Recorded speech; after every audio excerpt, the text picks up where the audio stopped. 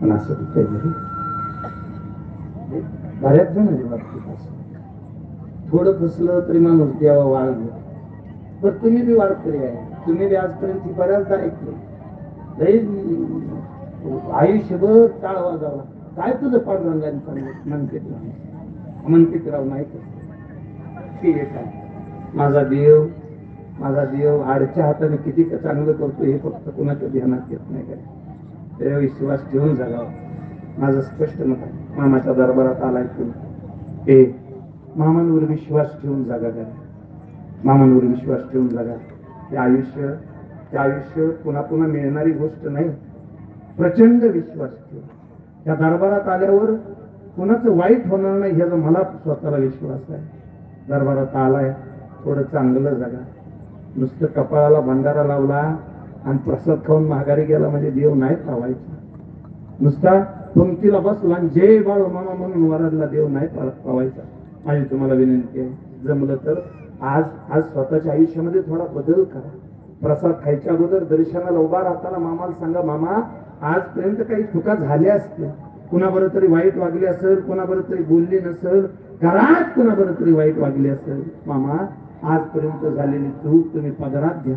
मी तुमची लेक आहे, मी तुमची मुलगी आहे, मला माफ करा मामा. मुळेपर्यंत उभे आयुष्यभर कुणाला वाईट बोलणार नाही, कुणाचं वाईट चितणार नाही. त्या दिवशी खऱ्या अर्थानं बाळू मामा तुम्हाला पावला म्हणा. त्या दिवशी खऱ्या अर्थानं पावला म्हणा. थोडा बदल करा. चला थोडा बदल करून बघू. तुम्ही थोडा बदल करा, तुम्ही थोडा बदल करा. वैर करून जगण्याचा दिवस संपून गेला. किती दिवस जगणार. कृष्ण पाहुणे वाईट एका गोष्टीचं वाटतं. पाठीमागल्या काही दिवसापूर्वी आपल्या इथं नाटकात पांढरे मायात कोंडले म्हणजे कोणाची चूक कोणाचं बरोबर हे सांगायला मी उभा राहिलो.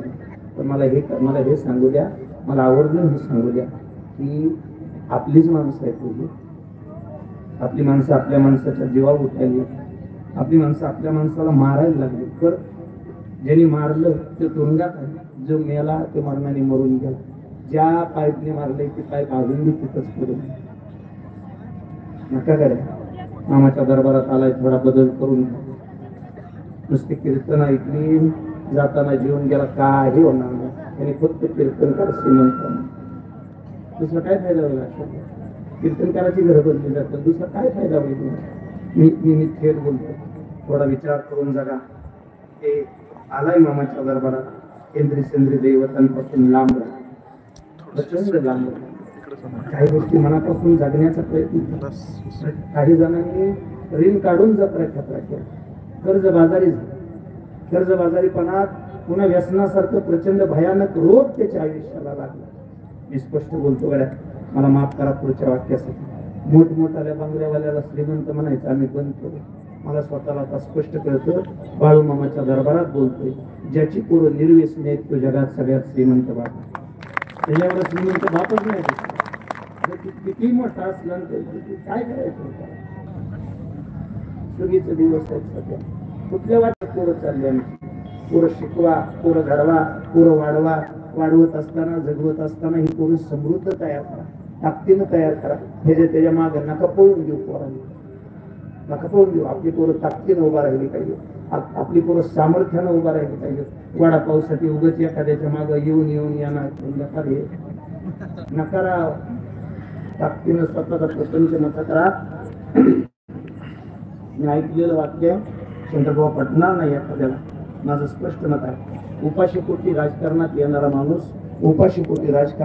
माणूस एक तर लाचार बनतो, नाहीतर गुलाम बनतो.